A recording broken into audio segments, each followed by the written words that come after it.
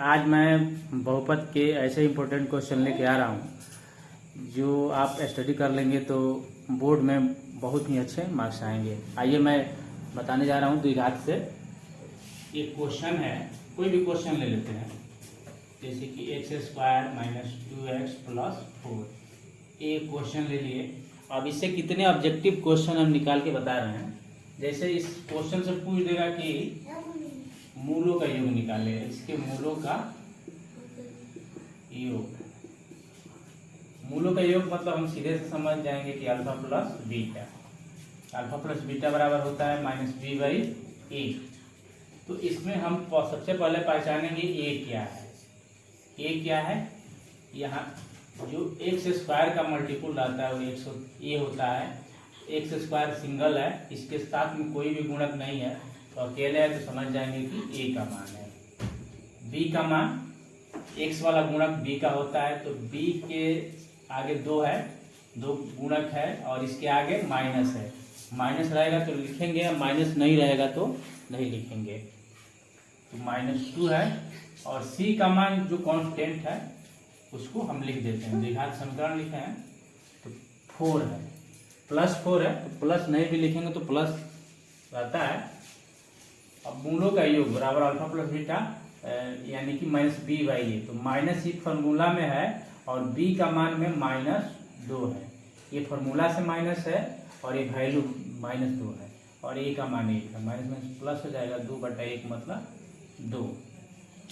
यही क्वेश्चन दे दे और कहे कि मूलों का गुणनफल निकालिए। मूलों का गुणनफल निकालिए। तो मूलों का गुणनफल मतलब alpha into beta c/a। c का मान 4 है और a का मान 1 है, यानी कि 4। इस क्वेश्चन से मूलों का योगफल भी पूछ सकता है, मूलों का गुणनफल भी पूछ सकता है, या मान लीजिए पहला क्वेश्चन पूछ दिया, दूसरा क्वेश्चन पूछ दिया, तीसरा क्वेश्चन पूछ दिया कि 1/अल्फा + 1/बीटा का मान निकाले, यही प्रश्न रहेगा। और फिर पूछ देगा कि 1/अल्फा + 1/बीटा का मान निकाले। तो सबसे पहले हम इसका एलसीएम लिख देंगे, अल्फा इंटू बीटा, और ऊपर जब इसमें अल्फा से भाग देंगे तो बीटा प्लस अल्फा आएगा, बीटा प्लस अल्फा। तो समझ जाएंगे कि बीटा प्लस अल्फा यानी कि अल्फा प्लस बीटा। 4 + 3 या 3 + 4 सेम होता है। तो बीटा प्लस अल्फा यानी कि अल्फा प्लस बीटा। तो अल्फा प्लस बीटा का मान कितना है, 2। अल्फा इंटू बीटा का मान है 4, कट के आ जाएगा 1/2। ऐसे भी क्वेश्चन पूछ सकता है, या ऐसे भी पूछ सकता है कि इसके मूलों की प्रकृति क्या है। मूलों की प्रकृति पूछ सकता है। मूलों की प्रकृति पूछ रहा है, मूल नहीं पूछ रहा है। इस पर हम थोड़ा गौर करेंगे कि मूलों की प्रकृति पूछ रहा है, मूल नहीं पूछ रहा है। तो मूलों की प्रकृति जब भी जिक्र आएगी तो हम उसका सीधे से विवेशक निकालेंगे, डी निकालेंगे। तो डी बराबर क्या होता है, b² - 4ac। b का वैल्यू है -2, 4, a है 1 और c है 4। तो 2 का स्क्वायर 4, 4 चौका 16, आ गया ये -12। डी निकाले तो आ गया -12, क्योंकि -12 जो है छोटा है किससे, 0 से। -12 छोटा है 0 से, यानी कि डी का वैल्यू जो हम निकाले हैं नेगेटिव आया है। तो नेगेटिव आने का मतलब वो 0 से छोटा है। तो हमने कंडीशन लिखाया था, शर्त लिखाया था, तीसरा शर्त, कि जब डी का मान 0 से छोटा होगा तो मूल क्या होगा, वास्तविक नहीं होगा।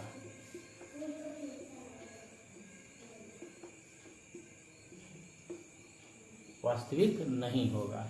तो एक क्वेश्चन से हमने 4 ऑब्जेक्टिव निकाल दिए। इस तरह से और भी क्वेश्चन ऑब्जेक्टिव निकल सकता है। सबसे पहले हम क्वेश्चन को गौर से पढ़ेंगे कि क्वेश्चन क्या कह रहा है। क्वेश्चन को एक बार पढ़ लीजिए, 2 बार पढ़ लीजिए, अगर समझ में आ गया तो तुरंत बन जाएगा। अगर नहीं समझ में आ रहा है तो कितना हाथ पाँव मारेंगे, नहीं बनेगा।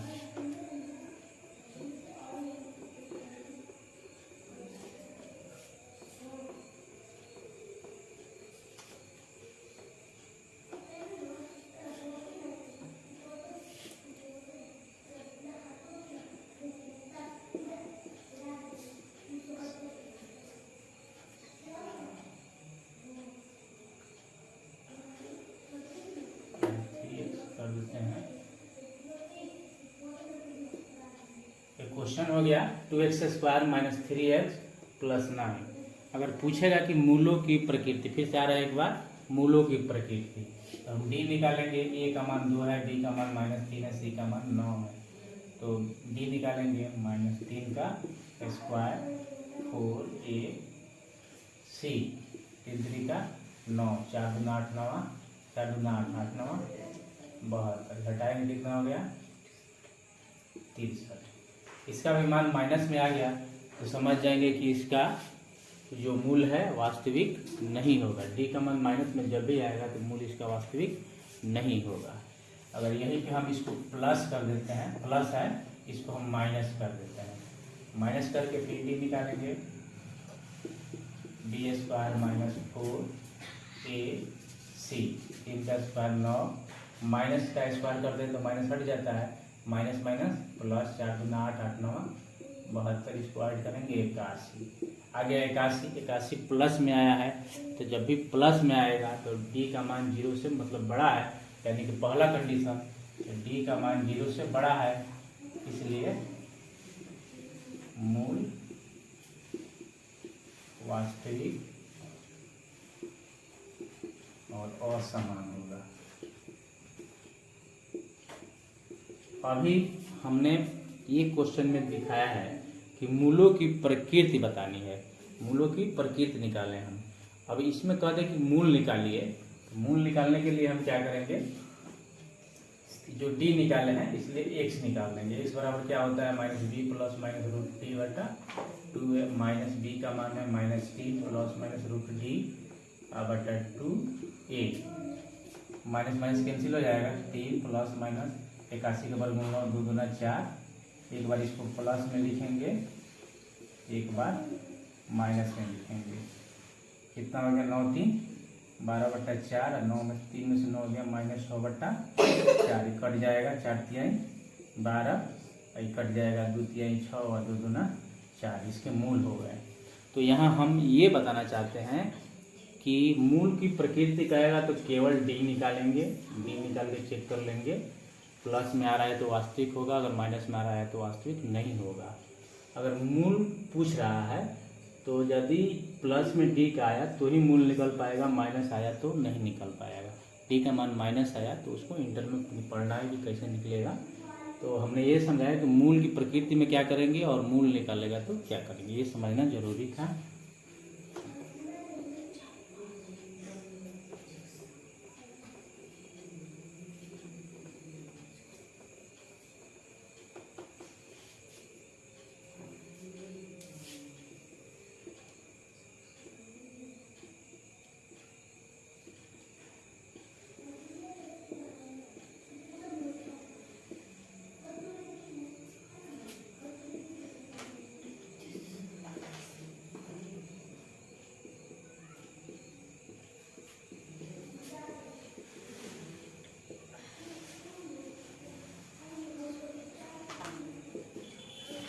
ये क्वेश्चन है कि द्विघात बहुपद निकालें जिनके मूल क्रमशः दिया हुआ है 3 + √3 का मान 3 - √3 है।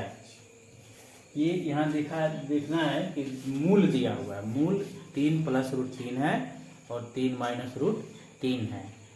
अगर ये नहीं दिया है कि मूलों का योग इतना है और मूलों का गुणनफल इतना है, यहीं पे थोड़ा सा ध्यान देना है, गौर करना है। यहीं पे गौर कर लेंगे तो क्वेश्चन बिल्कुल ही गलत होने के चांसेस नहीं रहेंगे। तो इसमें दिया है मूल एक दिया है, मूल दिया है तो समझ जाएंगे कि ये अल्फा है और ये बीटा है। अगर प्रश्न में कहा होता कि द्विघात बहुपद निकाले जिनके मूलों का योगफल इतना है और गुणनफल उतना है, तो डायरेक्ट हम इसको लिख देते कि अल्फा + बीटा बराबर इतना, अल्फा × बीटा बराबर इतना। लेकिन योग और गुणनफल न दे करके दिया है मूल क्रमशः 3 + √3 और 3 - √3 है। तो सीधे हम मानेंगे अल्फा बराबर 3 + √3 और बीटा बराबर 3 - √3। तो हम निकाल लेंगे अल्फा प्लस बीटा, अल्फा का मान हो गया, फिर बीटा का मान कट गया 6 आ गया, फिर हम निकालेंगे अल्फा × बीटा, यानी कि 3 + √3 और 3 - √3, 3 a + b a - b बराबर a का स्क्वायर माइनस b का स्क्वायर। 3 का स्क्वायर 9 और रूट 3 का स्क्वायर 3 6, यानी कि अल्फा प्लस बीटा भी 6, अल्फा इंटू बीटा भी 6। इसलिए द्विघात बहुपद निकालना है। द्विघात बहुपद का सूत्र होता है x square minus alpha plus beta into x plus alpha into beta. X square alpha plus beta का मान भी 6 है और अल्फा इंटू बीटा का मान भी 6 है। ये निकल गया द्विघात बहुपद। ऐसे प्रश्न आता है तो लड़के सोचते हैं कि भाई इतना लंबा रूट दे दिया है फिर कैसे बनाएं। बिल्कुल घबराना नहीं है, जो आप प्रोसेस पढ़े हैं वही लगाना है, ऐसा कुछ नया नहीं है इसमें।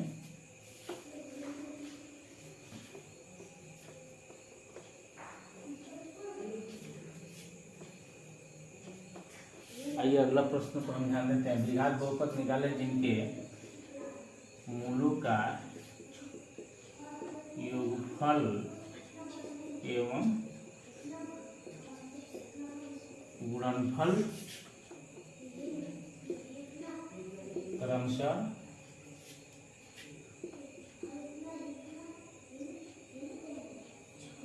5, 6 है। इसमें प्रश्न, इसके प्रश्न में बोला है कि जिनके मूलों का योगफल और गुणनफल। अगले प्रश्न, पिछले प्रश्न में था कि जिनके मूल क्रमशः 3 प्लस रूट 3, 3 माइनस रूट 3 है मूल। इसमें कहा है कि मूलों का योगफल एवं गुणनफल। जब भी योगफल कहेगा तो हम जानते हैं कि मूल अल्फा प्लस बीटा होते हैं, तो जब भी मूल कहेगा तो हम समझ मूलों का योगफल तो अल्फा प्लस बीटा 5 और मूलों का गुणनफल अल्फा इंटू बीटा बराबर 6।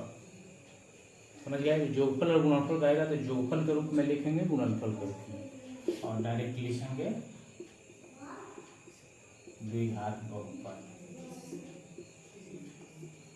X square minus alpha plus beta into x plus alpha into beta. मान भर देंगे, इसका भी मान, इसका मान 5 है, इसका मान 6 हो गया। मेरी जी है। अब ये समझना था कि क्या देगा तो कैसे हम लोग इम्प्लीमेंट करेंगे।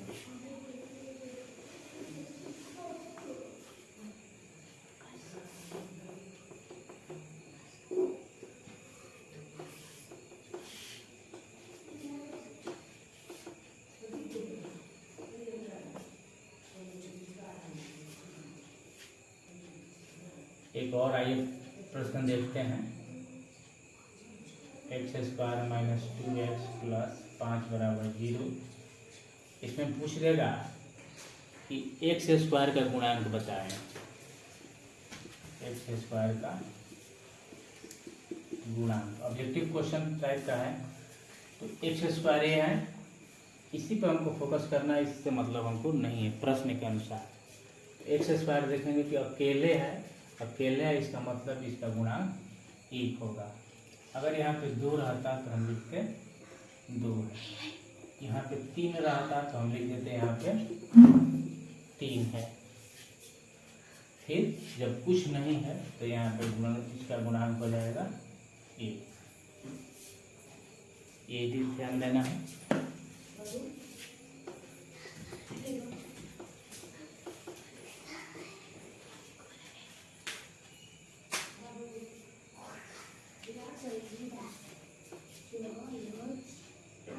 प्रश्न है अगला है x square plus 13x plus 22 बराबर 0। ये क्वेश्चन हो गया। अब इसमें अगर प्रश्न में कह दे कि इसका मूल्य निकालें, मूल्य निकाले तो इसका मतलब इसमें कोई कंडीशन नहीं है कि द्विघात समीकरण के हल करने की विधि से बताना है कि या गुणनखंड विधि से बताना है। अगर क्वेश्चन दे करके बोल दे कि इसको द्विघात विधि से निकालें, द्विघात विधि से, तो डी निकाल करके एक्स निकालेंगे। अगर डायरेक्ट कह दे कि इसका मूल निकाले तो हम कोई सा भी विधि इम्प्लीमेंट कर सकते हैं। हम गुणनखंड विधि से बता रहे हैं एक्स स्क्वायर, इसको हम लिख सकते हैं 11 दूनी 13, 11 दूना 22। इसको हम लिख सकते हैं 2x प्लस 11x और 22। इसमें क्या कॉमन है? x plus 2। ये 11 के पढ़ा दोनों आता है तो 11 लिख लेंगे, x 11 गुना 22। इसमें ब्रैकेट में कॉमन हो गया x प्लस 2 x प्लस 11, क्योंकि x प्लस 2 बराबर 0 इसलिए x बराबर -2, x प्लस 11 बराबर 0 इसलिए x बराबर -11। दोनों ही वैल्यू जो है माइनस में आ रहा है। प्लस में जब भी रहेगा तो आंसर उसका माइनस में आएगा, माइनस में रहेगा तो आंसर उसका प्लस में आएगा। ये विधि हो गया गुणनखंड विधि, ये हो गया गुणनखंड विधि।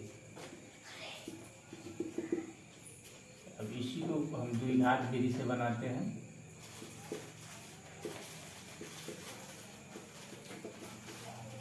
द्विघात विधि में सबसे पहले हम d निकालेंगे। d बराबर होता है b² - 4ac। a का मान 1 है, b का मान 13 है, c का मान 22 है। तो b² यानी कि 13 का स्क्वायर -4ac, 13 है 169, 2288। घटा देंगे 1, 16 में 60 गया 8, 81 आ गया d। तो x बराबर फॉर्मूला होता है -b प्लस -√t/2 है। तो माइनस d का मान है 13 और प्लस -√d/2a, यानी कि -13 प्लस -9/2। एक बार प्लस में लिखेंगे, एक बार माइनस में लिखेंगे। तो प्लस माइनस घटेगा, यानी कि 9 में से 13 गया -4/2, और माइनस माइनस प्लस ये हो जाएगा -22/2, कट जाएगा -2, ये कट जाएगा तो -11। इस गुणनखंड विधि से भी -2 -11 आया था, और द्विघात विधि से भी -2 और -11 आया था।